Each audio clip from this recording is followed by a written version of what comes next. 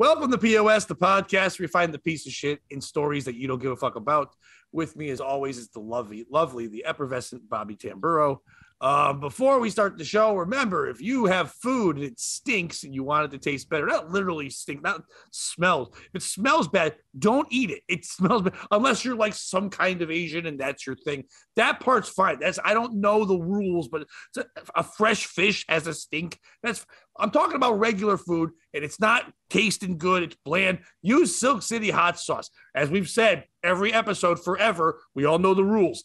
Anyone can buy this product unless you're a pedophile. You're not allowed to. It's not a rule. It's not on your website. They'll allow you to buy it, but you should think, has this finger also diddled a kid and ordered hot sauce? Then you can't have this. You have to have Frank's Red Hot like the pedophile you are. You can't have Silk City hot sauce. Best hot sauce in the world, made locally. Jeff is amazing. Him and his family make it. He keeps having more kids so they can keep working the fields. It's a great idea. They're up in Vermont. They're doing all the stuff they can. The artwork is amazing. There's so many sauces. You go there, you pick it out. Christmas is coming. Get a 6-pack, send it to friends. The artwork's awesome. Some of your favorite comics are on there. They've got sauces from like Aaron Berg, from Bob Levy, not from us. They were supposed to, but then Bobby made one guy leave, and now we're not getting a sauce. But anyway, there are all kinds of sauces on there, and it's great. And you save 15% if you use the promo code POS. So go on there. Bobby, what does POS stand for in this situation? Please, oh my God, stop saying I got Frank to leave.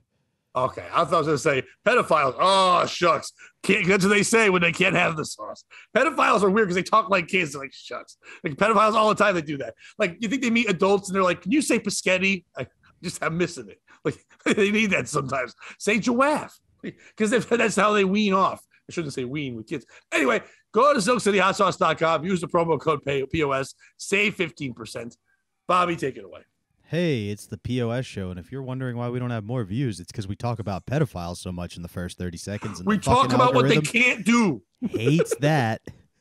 What was I going to say? Oh, yeah, dice drop, gunshot, takeoff's dead because Quavo shit talked.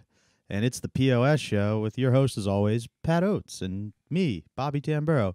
And joining us tonight, because my good friend Tom Ferrari was booked, is, you know him, you love him, Jake Bentley. I have never felt so inadequate about eating Frank's Red Hot in my life. Yep, you're a fucking diddler. I can't buy it anymore. Yeah, I you gotta go love to Frank's Silk Red City. Hot, but if it makes me a diddler, I think I have to wean myself off. Have you ever fucked an animal? I have not. Then you don't use Pistol Pete's. I don't know.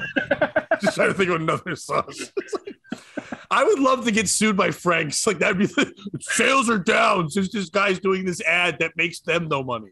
Like, the people at Silk City Hot Sauce are awesome, but we've gotten money twice. Like, people aren't watching that ad at this point and ordering because they're probably questioning, have I ever even thought about a kid? Can I do this? It makes you question everything. Oh, I mean, at this point, if it helps Frank's Red Hot Sauce's lawsuit, I feel like I can't buy it anymore. There you go. See, we're doing it.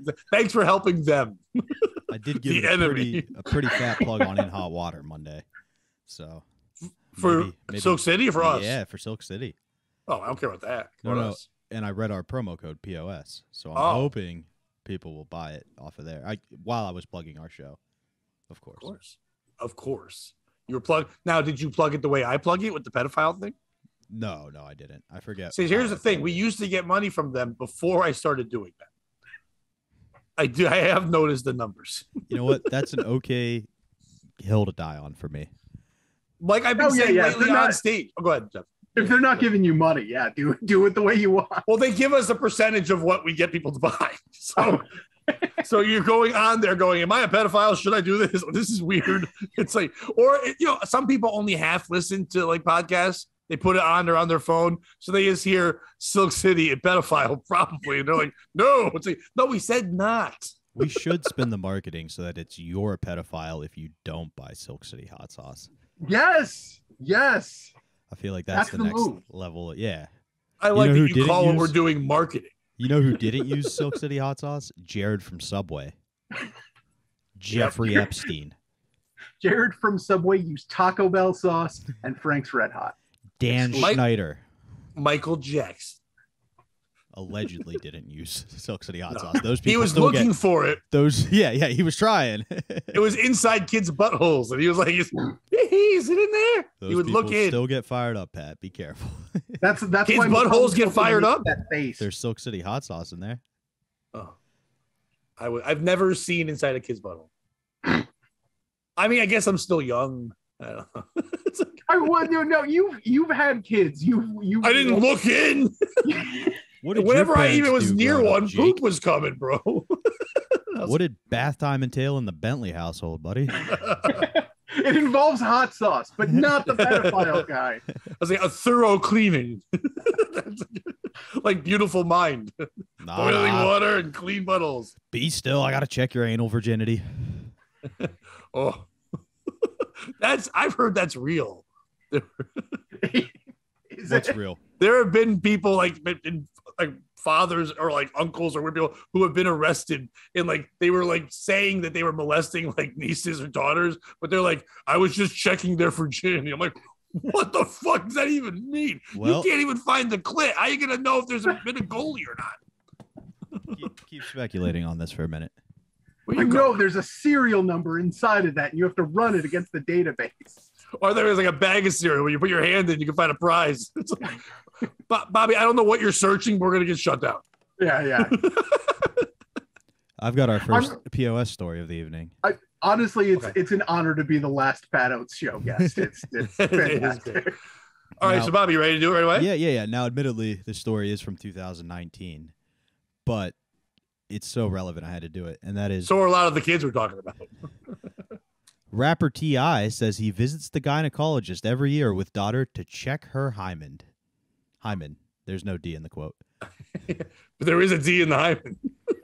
T.I. is facing backlash on social media for saying he goes to the gynecologist with his teenage daughter each year to, quote, check her hymen, end quote, is still intact.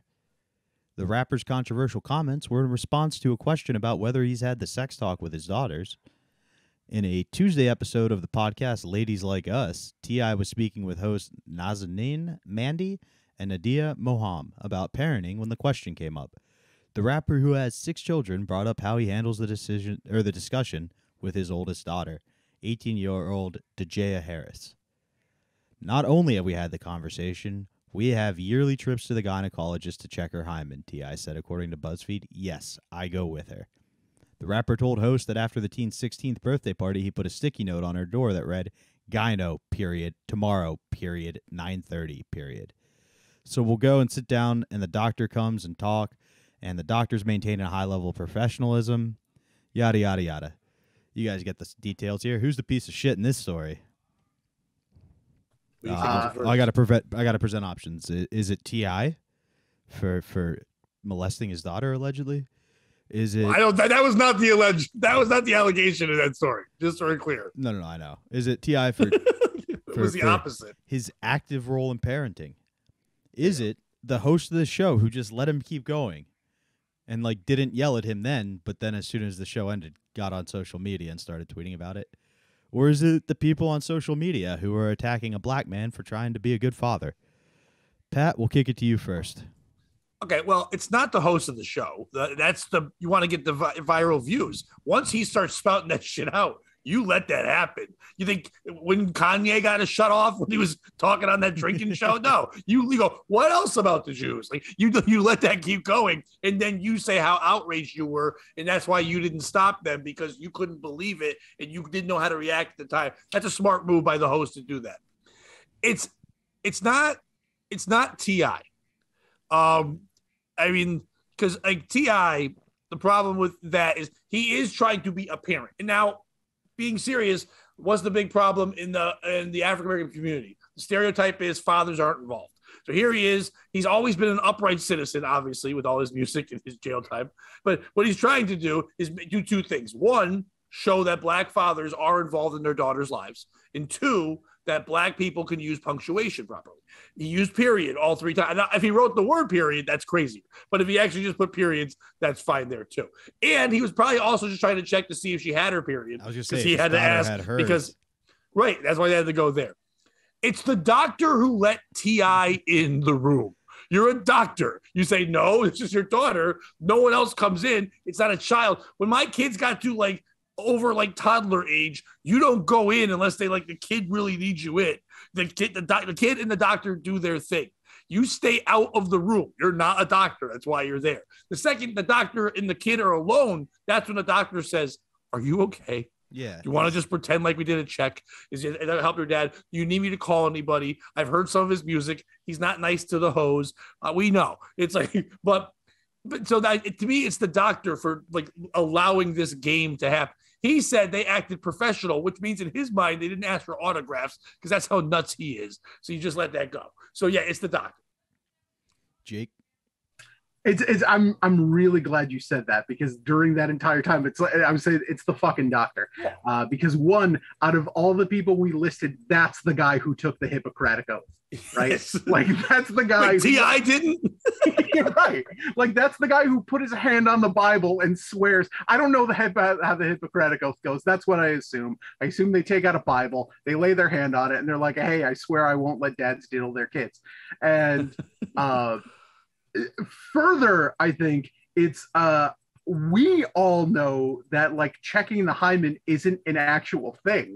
I thought that was something we all realized after ancient Israel, that like that like you can break that thing riding a bicycle, and like the doctor doesn't tell him that. Like the doctor isn't like, oh, hey, by the way, like this is not a real thing. No, it's 100% the doctor. Well, in the doctor's defense, he's like, this is the only guy paying cash. That's true. T.I. doesn't have insurance. Yeah. Russell Simmons has me on his insurance plan. It's like, who's he got insurance through? He's just checking hymens, but also banging hoes. Well, is it really a doctor, or is it just some guy in a back alley? It's Dr. Dre. No, he'd hit her. Oh, Jesus. All right. For the next episode. I think you guys are both being a little harsh on the doctor here, because you got to remember, this is T.I., the Taliban man, or Rubber Band Man, wild as the Taliban. I think it's the people who are attacking him on social media, because like you guys said, he's trying to be a good father. He's not, but you're not going to, like, by attacking him, you're not going to change him. Have, like, an open discussion and be like, hey, this isn't how it works. You know what I mean? I think the anger just pushes people further away. I think it's the doctor doubling down on Bobby, because the doctor missed out on one of the greatest puns ever. That when he's in there and he looks at the daughter, he's in there with the daughter and then being a gynecologist, and looks at T.I. and goes, you, T.I.? And could have said UTI as a urinary tract infection right in a gynecologist joke. How do you not do that? Would have gone over T.I.'s head. So, like his daughter's hymen. Do you think there was an April Fool's? Like she came in for April one time, and isn't that his daughter's name? April Fool's Eye. He was like, "Uh-oh, bad news, T.I." And he was like, "What?" He's like, "Just kidding, April Fool's, April Fool's." It's more like a Loman now. It's not out, but it's now sagging. You should be familiar with that. Now, if he was in there to check what kind of hot sauce is in there, I think that's valid. Yes, Frank's, get over here. Yeah, because if you find Frank's in there, there's a problem. Now we have to address some things. Yes. Oh, now there's a lawsuit. You were just looking for hot sauce. How would you like to be the trainer for the Olympic gymnastic team? Maybe that's the doctor they went to. Probably. Yeah, he was available. He's like, yeah, it's an off Olympic year. No, check the hymen. Yeah, that's a real medical procedure we do. Yeah, I'm closed this week. Oklahoma City's next week. I'm getting ready. Just ask any former Michigan State gymnast. It's a procedure we do all the time. That's an old story about... Yeah, 2019. So she's old enough now where she could just check her own hymen? I think if you can drive to the doctor, you shouldn't have your parent in the room. Yeah. Maybe she doesn't drive. But Bobby, some wonderful adults don't drive cars. Honestly, I have an 11-year-old. I'm old enough to drive, Bobby. And you know what? The doctor's got this. Yeah, no, Pat. But I also don't think you should be in the room with your kids. No, but I think someone should check my hymen. I'm a whole. My doctor and he kind of goes, "Do you have a hernia?" And I go, "No." And he goes, "All right, good." He goes, "You know anybody with a hernia?" And he goes, "No." He goes, "Me, cool, because you know me." That's He did a Mitch Hedberg AIDS joke. But He did Mitch Hedberg, yeah. Yeah, that's I couldn't help it. I wish I was the comic who said, I just made that up now. That's my joke that I just made up. The Late Late Show with that kind of attitude. Yes. All right, we're doing this. Let's get right in there. Bobby, this is something you would do if you owned a business. Ready? Okay. Texas business under fire for now hiring non-stupid people sign. It's a huge sign on the front of their business that says now hiring non-stupid people. This may be the most blunt help wanted ad of all time. A business owner has offended some Pasadena, Texas residents after hanging up a large banner on his property that reads now hiring non-stupid people. Walter Parsons, coolest guy of all times, and also owner of Pets Gone Wild Resort. That's where they're not hiring stupid people. Pets Gone Wild Resort bought the eye-catching sign after growing frustrated at some of the workers whom he had previously employed. We're trying to weed out the people that do come in. We hired one last week that lasted 3 days. While the unconventional tactic seems to have worked for Parsons, some locals are taking offense. What does it say to prior employees? We think you're stupid. Now that we want people that are smarter than you, said this guy named Taylor. I like it. Some guy named Taylor's like, hey, I used to work there. And they say I'm dumb. I couldn't handle the Pets resort job. The fact that they felt so emboldened to put something up there like that, it's disgusting. It's distasteful. It's not professional, Taylor said, which, by the way, I'm sorry, but Taylor did not say emboldened if he got fired for the stupid side. So, despite the criticism, Parsons said that within 24 hours of putting up the tourist banner, he found 3 applicants. The pet daycare owner said previous staff were unmotivated, often paying closer attention to their cell phones than the pets, and then they were being paid to look after. Repeatedly, get off your cell phones. Go watch the dogs. Do your job. 5 minutes later, I have to say it again and again. But since those signs and the new people, he doesn't have to say that. Which, by the way, I shouldn't even give my comments yet, but like all that's doing is making stupid people go, I'm not dumb. I get that job. And then that just made dumb people work hard. Because first of all, anyone who's applying for a job where they saw that banner is already dumb. Like I haven't had a job in a while. I've been doing part-time thing and doing comedy, but I don't go driving around. I don't drive, but looking for banners. Like if Career Builder or Monster sends that banner, I would probably like apply because I'd be like, that's hilarious and I need a bit, but that'd be about it. But if you're driving by and going, wait a minute, I think I qualify. I'm not stupid. Let me check. Mom, am I stupid? Your dad thought so. Well, he's dead, so I'm not stupid now. I can now work at the pet resort. Where anything else in front here? According to the business owner, it's always been about finding the best employees.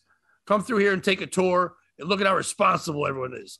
Would you want to put your child somewhere that wasn't dedicated, that didn't have smart people in it? Well, he doesn't sound that smart. I don't think owning a pet resort is a smart decision anyway. I mean, even the fact that he has money and did this can't be the best. Is it a resort for pet? Like, do they just go on vacation? Why do pets need vacation? They don't do a job. I mean, some of them do. I mean, I guess the ones that make nervous people feel better on planes, that's a job. Like seeing eye dogs. The drug ones. Dogs. Yeah. I mean, all dogs have seeing eyes. All eyes see.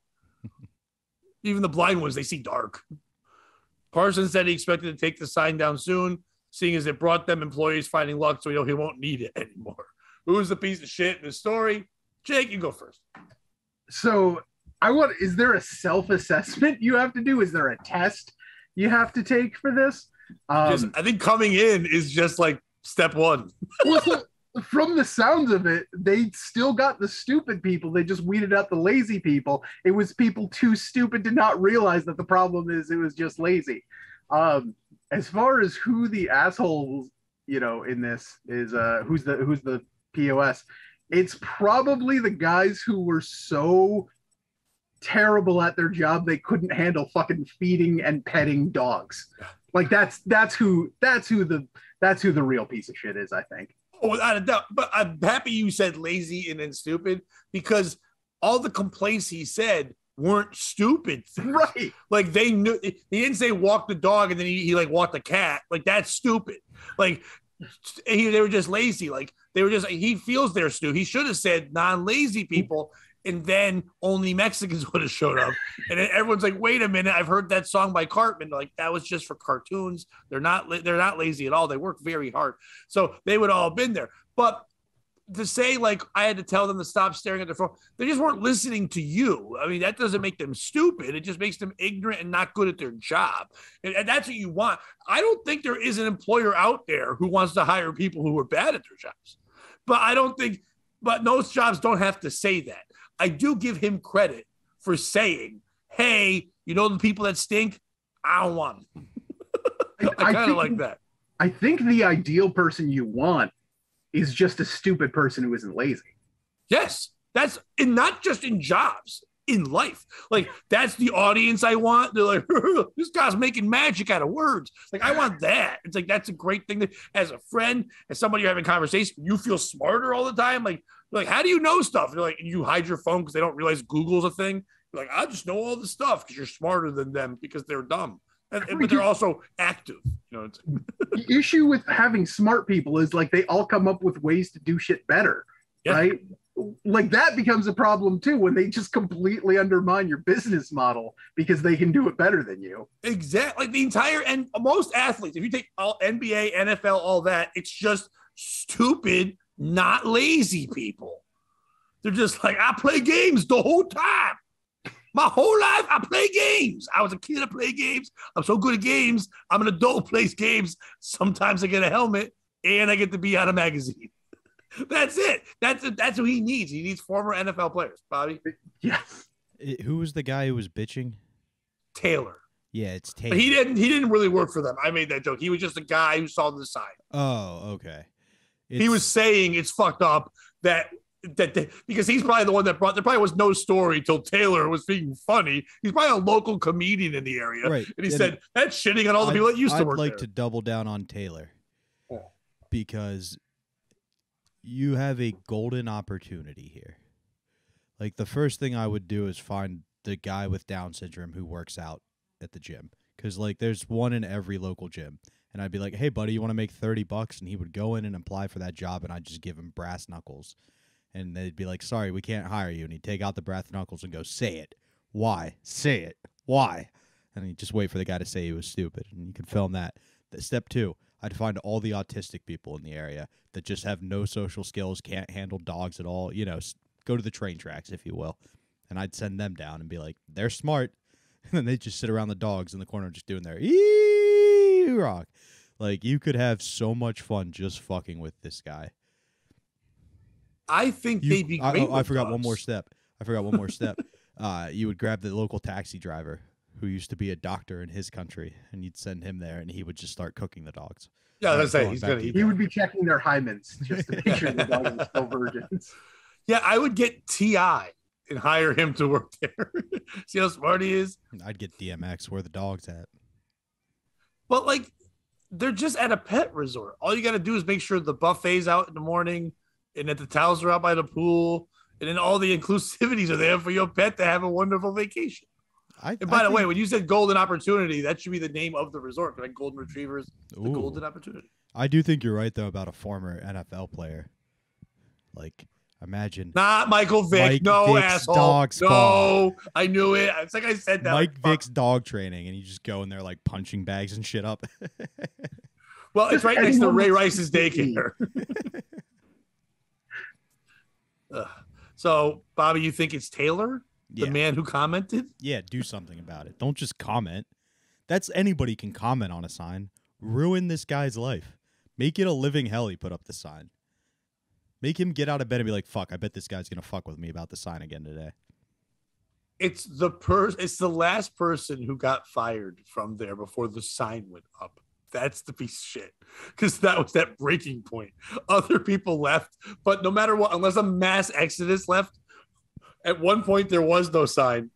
One guy left, and then he made a sign. Like, he's saying, you're so stupid. I'm so frustrated. I got a printer. I got vinyl. I went out there. I got the news. You're so dumb. I need to advertise this. Like, that guy is awesome in my book, but also he's got to be like, fuck, how is he not killing people? Like, right? That's insane that he left. And he was home and his wife's like, How did you lose that job? You watched pets swim or whatever the fuck. You have pets go to the gym. That's and work how he lost the job. The pets drowned, Pat. Yeah, he's like, I'm not the lifeguard. That's Toby. I'm just there to open the pool up. And that's I thought it was a cat swimming pool. It turns out it was a fish bowl. Yeah, it turns out it was a puddle. I had no idea. We don't have a pool. I didn't know. That was the ocean. But then he gets fired. Kill the cat. The poison blowfish did. Yeah, I did. Can that be a t-shirt we sell, Bobby? Curiosity didn't kill the cat. I did. And someone has to just wear that shirt. That's a good I would shirt. buy that shirt. It says I did on the back. So people are like, oh, too late. I passed it. 3XL. Yeah. Oh, we're only going to get one. So it's for you. All right, cool. That is our modus operandi. But it's anyone that was so stupid that it forced your boss to change his policies on your stupidity and then also advertise it is the piece of shit. Just based on how this guy talks, you could tell he's a real red-blooded American, like the owner of the shop. If I was the last guy who got fired, I would just panhandle outside of his store with "I was the guy who inspired this" sign. I actually left a job and they added an addendum to the handbook because of me. What was the addendum? They put in a Jake clause. What was it? Anyone over the age of 18 is not allowed to be in a room with anybody under the age of 16. No hymen checking. I mean, it's nothing that cool. Right. It was I was working for a guy who was kind of a sleazy piece of shit, and he was doing things wrong, and I wouldn't do them wrong. So he tried giving me like a disciplinary, put me on one of those performance plans. Yep. And I was like, no, I'm not signing this. And he basically said, you sign it or you're fired. He said, you sign it or you're willingly quitting. And I was like, no, I'm not signing it and I'm not willingly quitting. I was like, you can fire me. And we had this weird standstill where he was like, no, you're quitting. And I'm like, nope, you fired me. And it went like all the way to like when I put in for unemployment, we actually had to have a hearing. And it was the first time we had talked to each other. And the person at the unemployment was like on his side until she asked him like, well, would you let him come in without signing? He was like, no, absolutely not. So he actually put an addendum to the handbook that says if you don't sign something, that's you quitting. It's the Jake clause. Wow, that's cool. I like your stand. You're like the Rosa Parks of that job. That's great. First of all, no one can tell. Insurance. See, Bobby, Jake is not only a funny comic, but we also, as you can tell by his hat, we are both wrestling fans. And I've told Jake that I've been binge watching wrestling from like 93. I'm in 2006 right now, and I'm at the Shawn Michaels feuding with Vince McMahon about to get to WrestleMania. That happened. Vince McMahon in storyline is like, he wants HBK gone. So he's like, I need you out of here. I want you gone. So I'm going to force you to quit. You have to quit, retire right now. They do all the, but of course he gets super kicked in the head. And then of course he teams up with God. That's a whole different story. But anyways, that reminds me of this movie I watched from the 80s recently called One on One, where a guy gets recruited. He's the #1 basketball recruit. He goes to a school. He's not getting a bunch of playing time. And the coach decides he wants a scholarship, so he tries to break the kid, and in doing so just turns him into the best fucking basketball player in the country.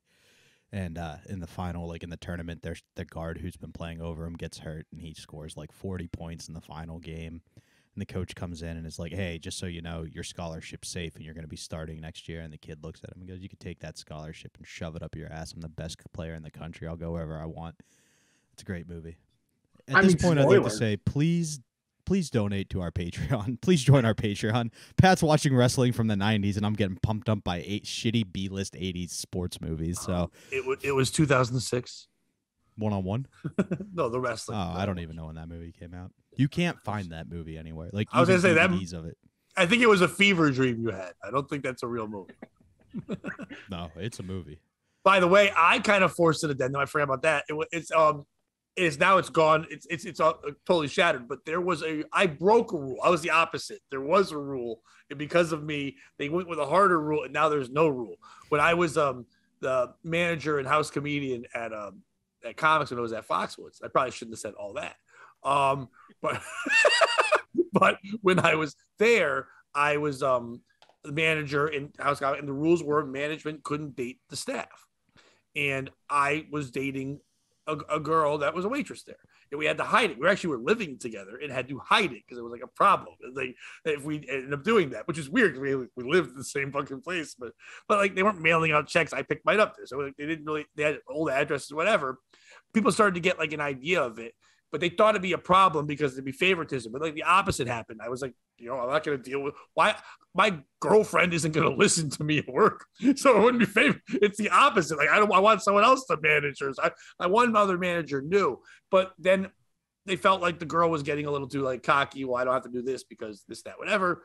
So one day they called me into the office and it was all three owners and they had like a paperwork and they made me sign paperwork saying that I would be a responsible manager when dating or having relations with a staff member and allowing it to do so. But when I signed it, they had my name on it, but they did not put her name. So loophole, I was now just allowed to fuck everybody by contract because it was just staff and me. Now, when I have managers that are there, that didn't happen. I just kept dating her or whatever. But it was so fun. I walked around like, I have a contract to fuck. And I was like, being an asshole. But like now it's like managers can date staff and they're like, they just be adults and all that. But back then when they first started doing their business, they were doing the right thing to cover their ass and not make me have to hide. I understood what they were doing. They were just making sure everything was good, but they forgot to put her name. So I was just like, yeah. You remember the 80s movie License to Kill will allow us to bring the Way Too Late sequel starring Pat, License to Fuck. In the sequel, one-on-one. At the end, on the end when they're like, you want to fuck? And I went, go fuck yourself. I can play basketball anywhere. And you're like, wait, what? It's actually full circle because that's exactly how the Shawn Michaels Vince McMahon feud ends. They just they fuck. At one point, his roommate gives him ecstasy because he's too Shawn nervous. Michaels? No. In one, no, I'm kidding. And he like plays out of control. He's doing like all these crazy passes. He has a good game, and he gets back to his room, and he's like, "How'd I do, man?" And his roommate's, you played like a black." I don't know what that means, but I guess ecstasy turns white basketball stars into black basketball stars. That's the secret. We can all join the NBA as long as we do ecstasy. But he shouldn't have just said a black, like the good ones, because there's ones that can't play. And the best part is, like, at that point, Pistol Pete was the guy most known for throwing crazy passes and stuff. A white guy. Yeah, but the black guy, the teammate, his name was Pistol Whipped. That was his. Why didn't they just be like you playing like a Harlem Globetrotter? I think. Yeah, so spinning the ball on his finger and helping a Downs boy hold the ball. The skills you need in basketball. He's just out there whistling. Just constantly pulling. Why isn't one of the referees from those games sued for getting pantsed all the time and like being molested? Because they would always just pull their pants. I would sue. It's like every day of work, I was sexually harassed. I was a referee with the Harlem Globetrotters. They have a contract. It's like, it's cool. We can pants the refs. They said it. Yeah, I has a book called Meadowlark Lemon Ruined My Life. I want that book. Dude, they had I read an interview or I listened to an interview from one of the generals, like the team that has to lose every time. And those guys have to be more skilled than the Globetrotters in some aspects because it's like you can't do anything flashy. Like no between the legs, no crossovers because you don't want to take away from the Globetrotters' thunder. You have to miss shots but make it look realistic. Like he was saying all these different rules and then was like, then we'd all just play basketball. Like after the show, they would just play pickup games and have so much fun just playing against each other. Yeah, they got to be on the white bus. Like it's the only time you could do that. No, they definitely did have different buses. They definitely, well, I know, but they weren't all white. I was making the joke. The Generals had black people on their team. I didn't know that the Harlem Globetrotters games were fixed. Fuck you. I've lost so much money betting on the Generals. I like they're giving up the under at least. You know how much defense the Generals play? That would be a fun over-under because you could get blown out. You could be in the game. Being a ref who fixed that. The Tim Donaghy of that. I like to think you saw the one game the Globetrotters lost, and you're like, I'm a Generals fan for life, baby. Let's go. Just keep the streak alive. Did win. If you look that up, I think the Generals won a couple. Or just one? One game, it was a missed 3. It was supposed to be a game-winning 3-pointer, and the guy missed it. And from that point, there's a rule about no 3s to win games. Yep. Because I've seen the I was young. I saw him at the New Haven Coliseum 3 different times with the Cub Scouts. We saw the Harlem Globetrotters, and I remember them all being blowouts. Like, I don't remember a tight buzzer beater at the end. You probably caught it right after that loss, and they were like, never again. I didn't go on the court, but 2 other kids that were Boy Scouts with me went out there, and then they had to have a hula hoop, and they had to like tread, and then the Globetrotter would do the hula hoop on the kid's waist, which, by the way, it was real creepy. But like, even then, you're like, what are we doing? Yeah. He's yelling, just move your hips. And the little kid's like, yeah. And then when he would do that, he put the ball and spin it on their fucking head while they had a hoop going on. And he just made them be like a little sexy thing or something. I don't know. It was weird. You had to hula hoop, have a ball spinning on your head, chunks of Frank's Red Hot. Oh, it's in. The Globetrotters brought to you by Frank's Red Hot and the Catholic Church. By the way, that Boy Scout, a young Jared from Subway, that was him. He's like, I'm going to eat fresh from now on. That's what I'm going to do. Trying to think if I should tell this story. I mentioned it to you, Bobby. Trying to think if I should, but I think I should. You know what I'll do? I'll just read a message I got, and then you guys can ask questions. I think that works better. I kind of won't say anything about it. I'll just say, here's a message I got from a show I did this weekend. And then you guys tell me what you think. Hi, Pat. I am the father of the young woman you harassed and embarrassed at your show last night. First off, she does not hate men. She loves me, her brother, and all the males in our family. We would like to come to your next show to see if you act the same way when it's a bunch of men sitting there. Instead of making public comments, I prefer to private message you to give you the chance to explain why you humiliated my daughter. Please call me, and then he gives me his phone number. Now, I didn't read the whole thing before, so you probably should have made a public comment just now, but still, I didn't say his name or phone number or anything. Now, you guys can ask questions. Age of the young lass in question. And I when I was talking to the table of 10 when they were sitting up front, and I spoke to several of them during the show, the average age was 30 to 32. Not teenage, so therefore older than my kids. So this father is probably older than me, and I'm 48. All right. Did she know it was a comedy show she was going to? Yes.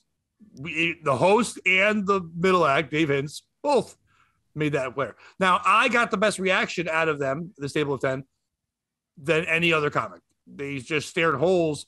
The host went up and did 2 minutes. And he's supposed to do more. And he said, the first joke ended on exploded vagina. That table was mortified. Guest of the show, frequent guest of the show and friend of the show, Dave Hintz, was on next. And a lot of Dave's act is about how he doesn't like ladies too much or kids. So all his jokes were like, ladies are dumb or kids should die. And they weren't psyched about that at all. We even had pictures of people from the show sitting there rolling their eyes. The back part of the audience, the way they sat, it's Halloween weekend. There was a table of 10 women all sitting there in Halloween costumes, doing their thing, sitting up front. And then behind them was about like 30 other people sitting in tables of 2, a little more disconnected the way the bar was. So like you couldn't avoid, the stage was so close, you couldn't avoid this table of 10. That was who's in front of you. You kind of have to look away to see everybody else. I had to now go up after Dave doing 20 something minutes and another guy doing 2 and now do about 50 to an hour to entertain this audience because I'm being paid to do so. I watched real quick just so you can get some of the statements there. I have audio. So if this ever became a thing, I audio recorded my set because I've been working on something. So I have complete audio and they were sitting that close where I have the audio of them at the thing too. Jake has seen my act a lot. Bobby knows who I am. I walked on stage watching an audience not be happy with the show. So I went up. I looked towards the girls. The one I believe he's talking in question was sitting closest to the stage. And I said, I've been watching the same show as you, and I get it why you hate men. That's what I said about hating men. And I said it a couple more times, making a joke, and I even made a guess. Like I said, "Hey, lesbian, huh?" And they all cheered. She was. I even made a joke later. This show's in Boston. I said, "You ever been to Northampton, Massachusetts?" And they all cheered because that's where a lot of lesbians live. And they're like, "Holy shit, how'd you know?" I'm like, "I know so much." And then, but even joking and laughing, I kept saying to her, "This is the jokes I was doing." While trying to win the crowd back, which I did to the point where the owner of the restaurant came over and said, "Thank you. You flipped and turned that show. That was probably 10 bad Yelp reviews. You made everyone happy. That was awesome what you did. I know that the guy overpaid you, but I'm kind of happy he did now." Like, she shouldn't have said that part. Fuck him. But like, whatever. But I turned at one point, I was even saying to her the entire time, I get that this show is terrible. I know you didn't like things, and every time she would smile and laugh, I would like get them back and I would acknowledge that. And at one point, I even said, "I've been joking with you because you've been sitting right up front, and you're like the alpha of that table. I can tell. So if I got you, I get all of them." And I joked with all 10 of them, but I also made fun of people in the back. I joked with everybody. I made fun of myself, and at one point, did say to her, "Hey, I've been joking." Oh, I said, "But you've been awesome. Give her a round of applause for playing along. I had to deal with all this shit." So what I'm assuming happened is that someone goes home. They had, "How was your show?" Somebody drank. They were all drinking. And just to make conversation, "Oh, this comic just made fun of us and talked shit and did whatever," which, by the way, they all were dying laughing. I literally was at 50 minutes and I said, "Are you guys exhausted from the show, or can I do more jokes?" The table, all of them, 10, said, "Do more jokes. Ask for more comedy." So if you're hating your life and you could have gotten up, you could have been there that long, you could leave at any point. Nobody was harassed or embarrassed. And I'm not trying to be a dick. If you know my act, if someone says, "Do you want us to come to the show? You make fun of us?" Yes, please. It's kind of what I do. I have never, if anything, I usually make fun of men way more. I didn't make fun of them because they were women. I made fun of them because there was 10 women dressed in Halloween costumes when no one else was, sitting up front 1 inch from the stage, not happy because Dave Hintz stinks. That's what I was doing. So, but that's the letter I got. Did I respond? No. By saying it on here, yes, because I'm going to speak my voice in this way. I'm not going to call someone and fight. I've learned from years ago of dealing with when I left Twitter and people say, and doing comedy more and more, when people say to me, "Hey, I didn't like this when you said that," I used to fucking apologize or try to tell them my reasoning why, but I'm not going to win a fight with someone who's just judging me. The person wasn't even there. This might not even be your father. It could be them fucking with me and doing that. You know what I mean? It could be them. I will show this person regardless. No, I'm not going to invite you to a show. You'd have to buy tickets. And if you bought a ticket to a show and then act like an asshole towards me because I was on stage, you'll probably get arrested. I was a paid performer, advertised. You bought tickets to a show. You sat up front, and I joked with you. At any point, you said stop. They didn't stop. She was laughing. I even said, and I've said this many times, I literally said to her, "You don't understand how attracted I am to you because you don't like me." That's like my ex-wife and my whole life. It's the fact. I go, "I think we're perfect together." And then I even made a joke later, not about her. And I mentioned that meme about the black kid who likes corn. And then she, corn, it's got the juices or something like that. And so she goes, "I love that." I go, "See, I knew we had something in common. Corn. And then we both hate me." If you can't take all, I literally have audio of it. I was joking, whatever.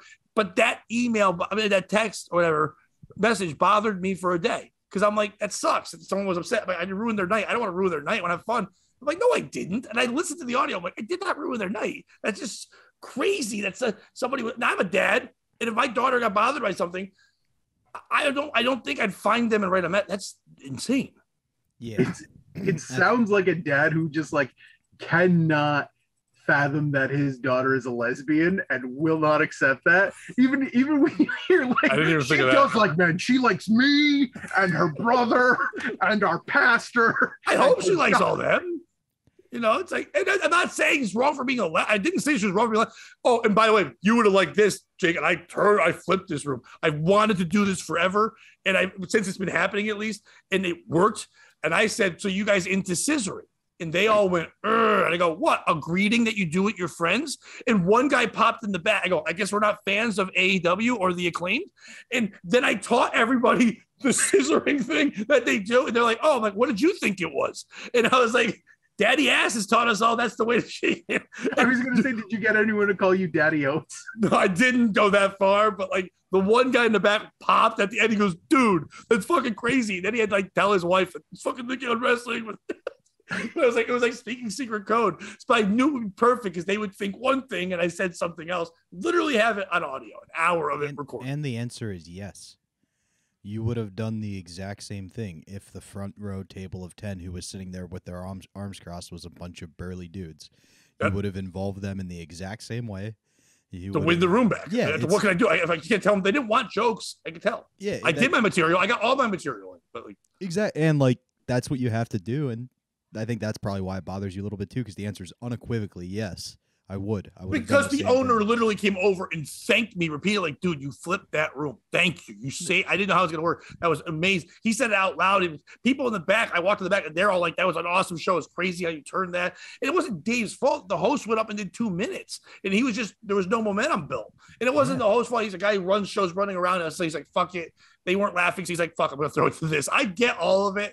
I was happy because I got paid well, whatever. But I felt bad about the message, and I feel even bad about sharing it, but like it's eating me up. So to say I'm not going to go talk to the person and I'm not going to trash them. I respect the father if it's real, if he really is the father, not just some guy thinking that that's the best way to do it, or her trying to like see me, maybe calling and yell at me or whatever it is. If it's real, I do respect him saying I'd like to speak with you, but he is doing it in the like I'm going to be afraid and we're going to fight thing. Like that, I don't understand. I don't know what lesson you're teaching. Like I know you're saying like don't pick on my daughter, but I didn't pick on your daughter. I did a comedy show, and if you went to look me up, you should also say I do crowd work, and I would have joked with anyone sitting there at all. I think I would respond and say, yes, sir. I can assure you I was more afraid of your butch daughter than the pussy who raised the butch daughter. She was cute, though. If it's the one I'm thinking of, she wasn't a butch daughter. She looked like an 80s, like, I even thought she was dressed up. I thought she was from the movie Heathers as her thing. They go, no, she's just haunting. That was her context costume. There was one girl. If it wasn't this girl, like I think, but I'm pretty sure it had to be this girl from the wording. There was one girl that I felt like because she was a bigger woman.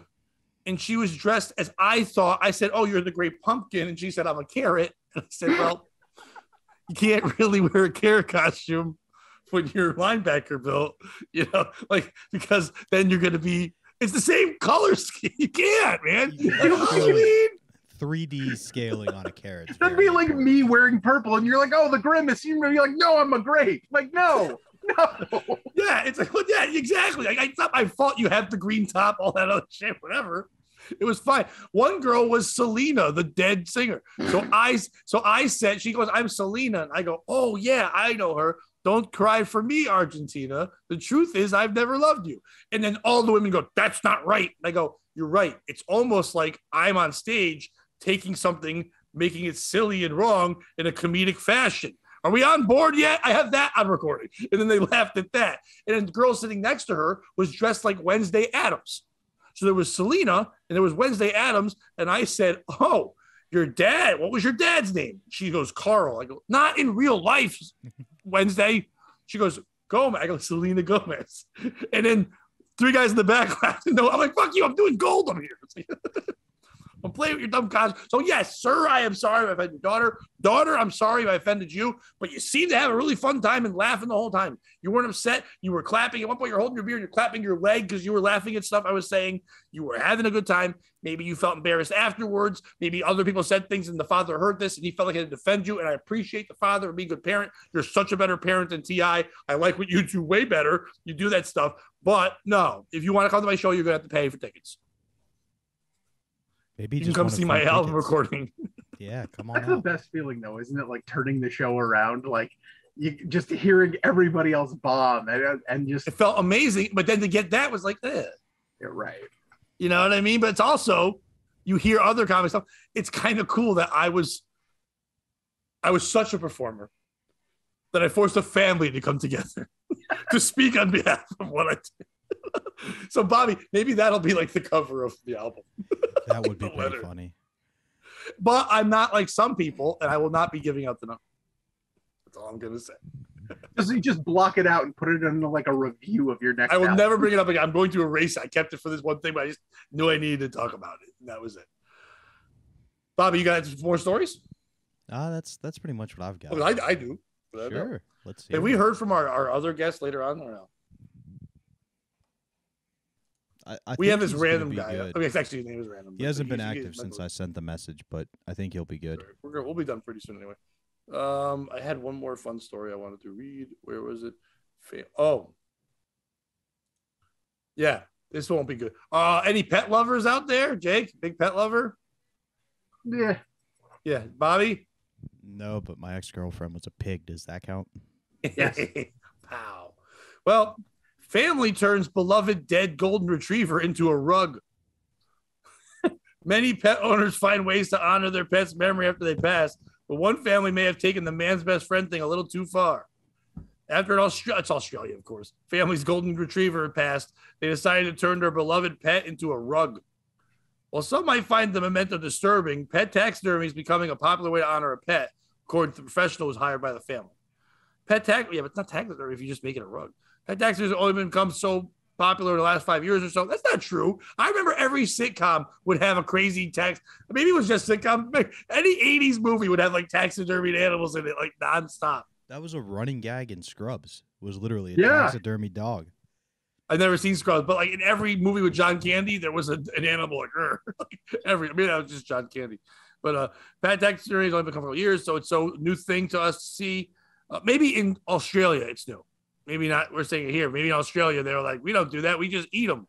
The dingo ate my baby. We don't stuff the dingo. We stuff the baby. Some are more of a sentimental keepsake. Others are that. The 29-year-old agreed that the method is definitely not for everyone.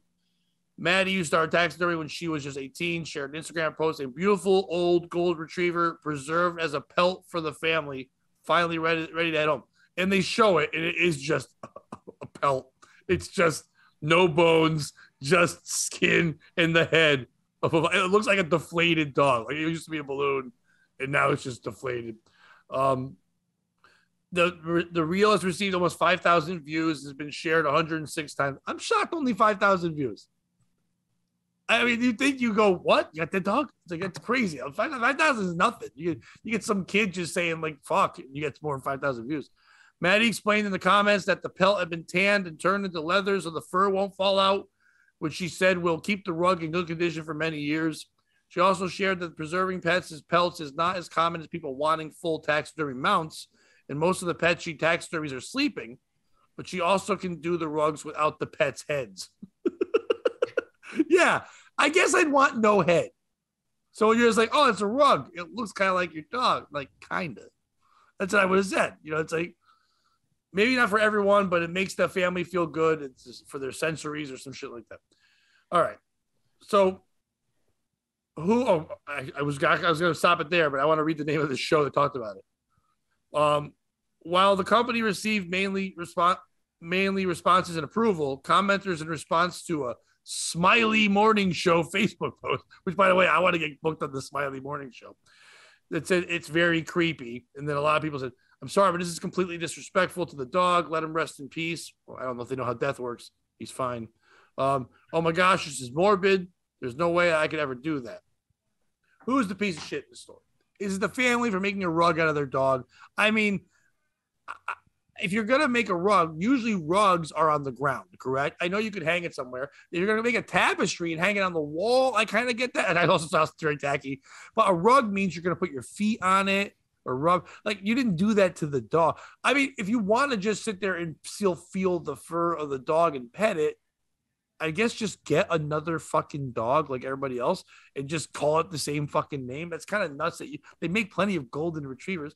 Isn't the company that does this? Like, I understand you make a living and you do all this kind of shit. And I have a bit I'm doing now that Jake's, I'm not going to say it because it's going to be on my new album, but I know a family that kind of did that to a person.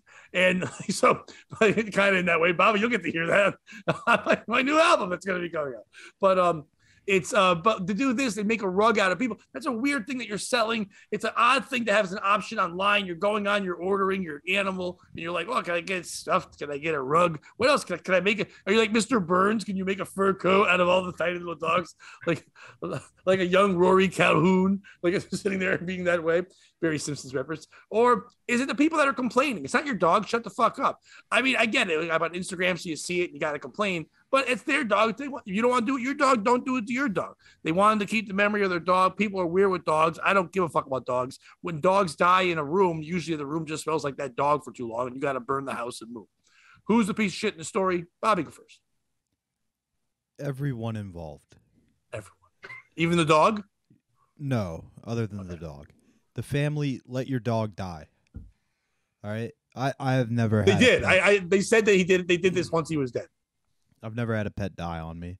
So, but not on my watch. The ones I'm familiar with tend to go out in a Viking funeral.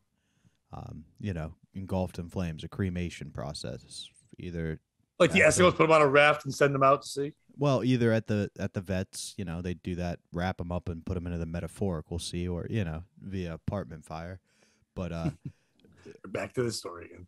But it's kind of my origin story. It is. It is Every your origin time story. They tell the story of me, they have to retell that. Anyway, you don't stuff it. You don't mount, and like even stuffing a dog's more respectful than making a rug, right? Like when I lie there and my girlfriend treats me like a rug, it's what I'm enjoying is not the respect she's showing me. It's quite the opposite. You know what I mean? So I'm gonna go with them. If you work in stuffing things, family pets shouldn't be on the table, right? Like things you kill in the wild, sure. Trophies, sure. Not family pets. I don't want to see old Yeller stuff because you shot him in the backyard. And then if you're this people, stop drawing attention to this. We all know it's creepy. All you're gonna do is create copycats. Don't put this out there for society to see. Copy dogs. Good point. Yeah. By the way, Bobby, I want to disagree with something you said. I don't think it's worse because I don't know how to taxiderm. I've never taxidermed. Is that even the term you use? I'm going to taxiderm right now. But I would think you have to take all the shit out of it and then put new shit in it, right?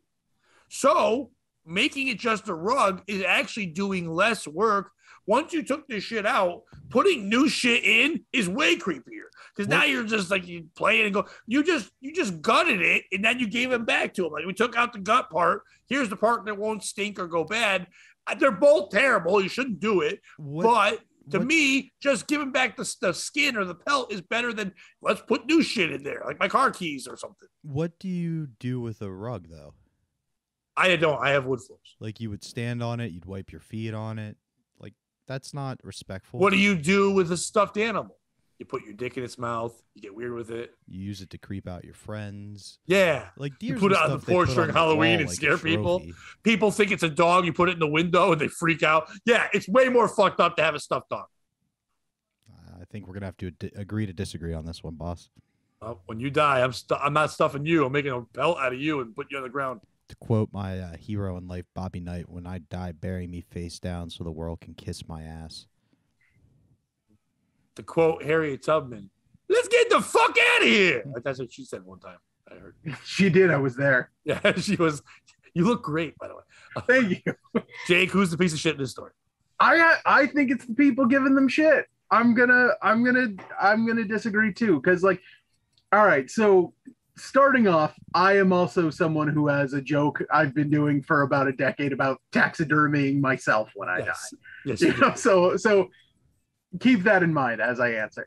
I think it's weird to get upset at someone for taxi. Like, you wouldn't get mad at someone for having a bearskin rug. Like, is the problem that the bear didn't live here before? Yeah. Is that where the line? Seriously, because it's not part of the family. It's not that attachment. Yeah, when you kill a bear, it's you versus nature. Every day you walk on that bearskin rug, it's, look, I triumphed over you, and now I'm standing on you, you piece of garbage. How many people do you think actually killed the bear that made the bearskin rug in their house? Where I'm from, none of them. Where I'm from, they call that stolen valor. If you have a bearskin rug that you did not kill the bear.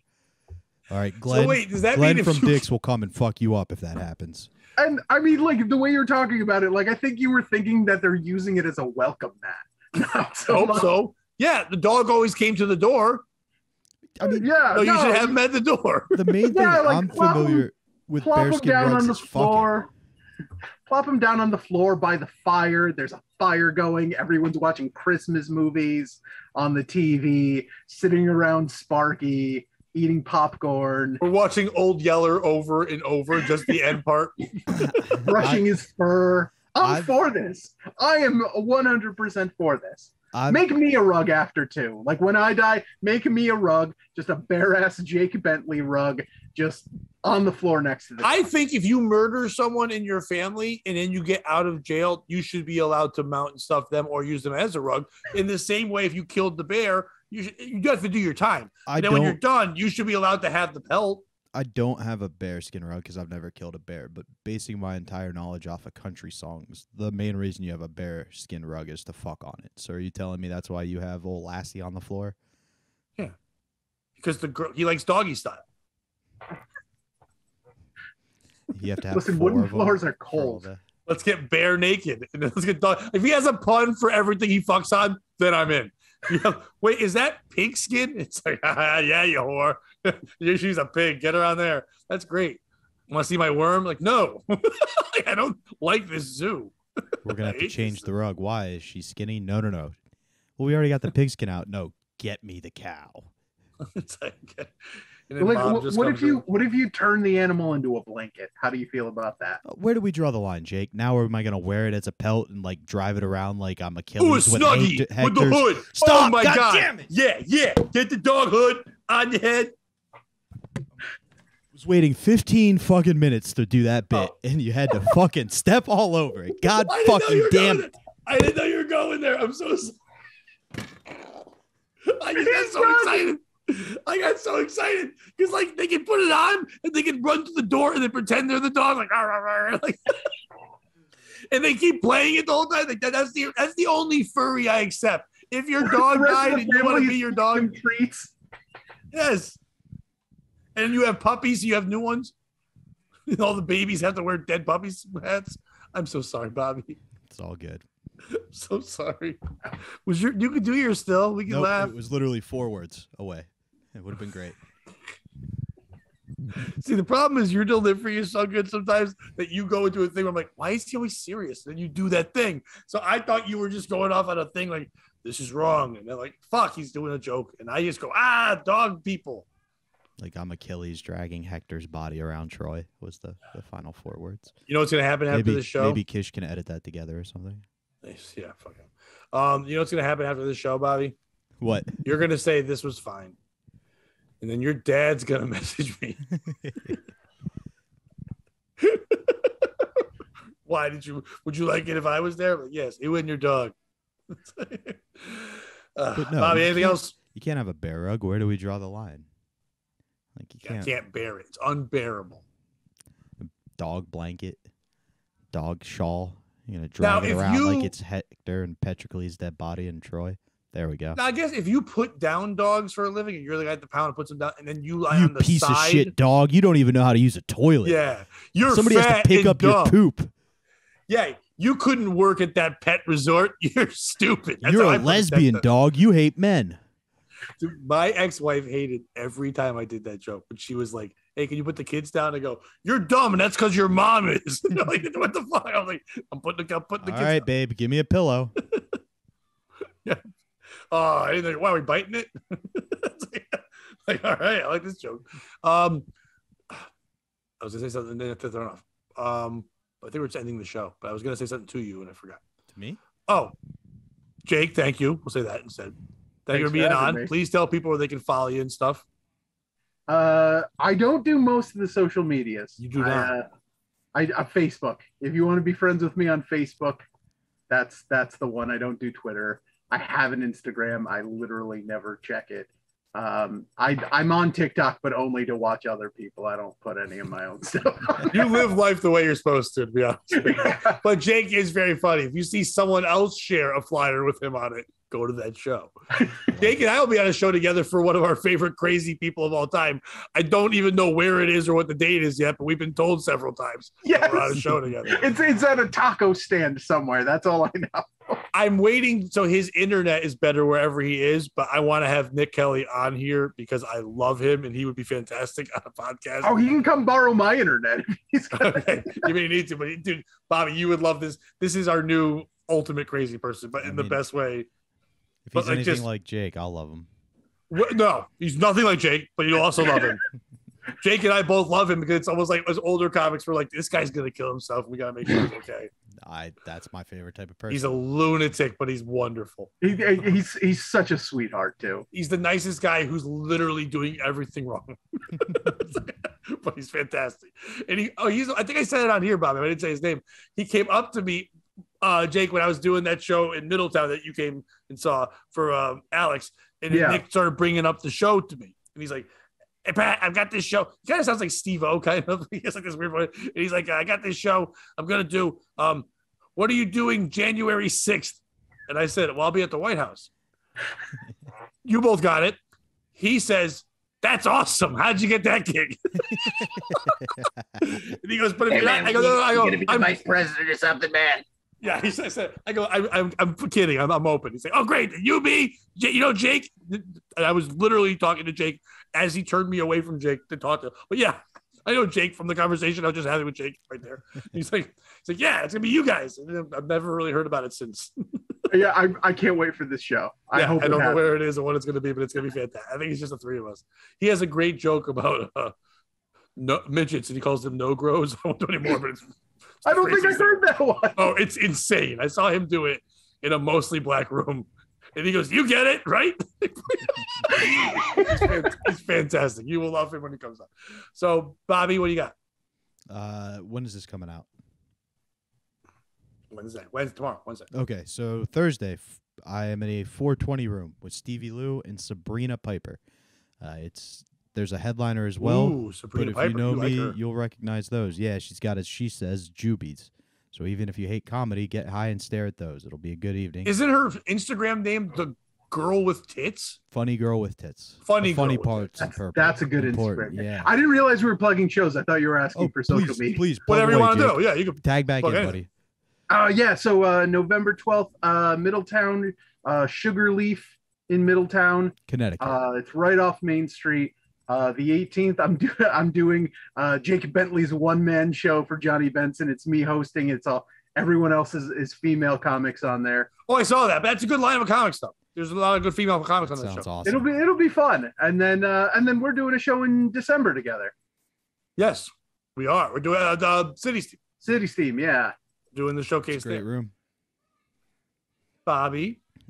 So I got the Thursday show, and then Saturday, Williamsport, PA, with Ron Kane, is putting it on, and frequent guest of the show, Pat's favorite guest, I'd say, probably Mike O'Donnell, also on that show, and future guest of the show, Charles, who you've heard stories from Mike about, is on that one. Then the weekend of the 17th, I got a lot of weird stuff going on. I got a Carucci gig, I got some gig in Long Island, and then I'm at Scotty's for one of Gino's two shows. So I will tweet more details about that. Check out the Davey Max Sports program, and check out Bobby's World. Meanest comment gets a free T-shirt. Nice. Yeah, there's a lot of. You haven't given out a shirt yet? No, we will decide on the next episode who wins for this round. So get them out quickly. If you haven't seen it, Bobby and two of his buddies are doing a sketch show, and the first one that went up, Bobby works for Compound Media. They put it on the Compound Media's YouTube channel. The comments are insane. The amount of visceral hate that they received, it's something you would just read and laugh even if you don't know them. In the show, it's actually very good. They did a great job, but people are just like, fuck you, this stinks, this is the worst thing I ever saw. They compare it to other things they've seen before. It's insane. Just check it out. It's called Bobby's World? It's over on Compound I'm gonna Media. look it up. Yes. Okay, so a couple things. This Saturday, I will be back returning on WATP, who are these podcasts. I'll be on there again, making fun of all the fun Stuttering John and Opie things and everything like that. So check that out. I think it goes live around 2:00, and it'll obviously be on their site afterwards. Announcement: I am going to be recording my third album. It's going to be in Hartford at City Steam, the February 17th and 18th, so Lovers Weekend. It'll be there. Recording a brand new hour, and I'm excited about that. To have actually the first two I had to record on my own. Now I've got people recording it for me, which is awesome. Bobby's going to be on the show, and Connecticut's favorite Puerto Rican, Darren Rivera, will be hosting it. It'll be a fucking really fun night. He's awesome. I've known Darren since I started, as long as I've known Jake, like when I started like 15 years ago doing comedy. And no guys like that's pretty cool. But I'm excited about the new hour I'm doing. So we're going to pack that thing out. And then it'll be an all audio album. It'll be a lot of fun. So please come out to that. I'll be bothering you a lot about it. So check that out. Got a bunch of fun shows coming up. This Saturday, actually, I'm doing just on Saturday, doing a feature spot for the very funny Harris Stanton at City Steam as well. So I'll be there on one show on Saturday. Check that out. Go and subscribe to the YouTube channel, POS Podcast. Get on the Patreon. A lot of fun stuff are getting on there as well. And a lot of comics. Based on a Facebook post I just saw, this week's episode's going to be interesting. Oh, really? Nice. Yeah.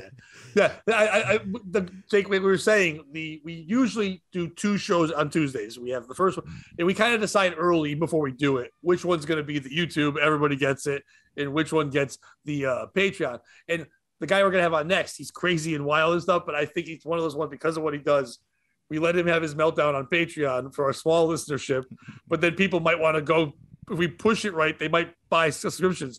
But we're like, we need something where people can just enjoy the show. And that's where you are, sir. So you are likable and wonderful. So you get to be seen by people. And I'm gonna which means when I put it out, usually I put the video out on Wednesday or late Tuesday night. And then the audio usually goes out sometime Wednesday afternoon. And then by Wednesday late afternoon, I get a message from Johnny Benson going, "Yo, Jake's on it? That's crazy." That's it. So that's what I'll get from Johnny Benson. And I didn't do an impression of him because he doesn't like that. I could have, and it would have been great. I'm really good at it, but I didn't do it. I did. Yeah, do it. I'll vouch for you. What? Go ahead and do it. I'll vouch for you. No, because he even told me one time he wanted to do come on a podcast, just me and him. He didn't want to do like a POS. He wanted to just do him and I talk the shit. And I was like, I can do that. He goes, "Come on, man. I'll even let you do my voice." I'm like, I know how much it bothers him. I'm like, no. I don't want that. I love Johnny. I never want to bother him. Anyway. Whatever Gino's on, that now that you're going to be on, he gets excited. So that'll be cool for there. If you're getting into comedy, go get my book. People are buying it more now. It's certain swings of the year when they're doing it, but a lot of young comics are grabbing it now. It's called How Not to Suck at Comedy. It's on Amazon. It'll help you with all your comedy needs. Go check that out. If you need anyone out there wants to book a comic who's very funny, but also can use as much stage time as humanly possible to get ready for his album recording, whatever spots you got, I'm cheaper than you think right now. I'm not cheap, but I'm cheaper than you think. You let me know. And if you let me bring Bobby, I'll charge you even less. How about that? You book us, and Bobby can open for me. And if you bring Jake too, and all 3 of us do it, I'll charge you 3 times as much, but I'll tell you it's less so I can pay them. But that's how that works. But if you pay me in dog pelts, fuck you. That's it. Bobby, first of all, Jake, thank you so much. We appreciate it. And Bobby, if you can't join him, beat him, and don't be a piece of shit.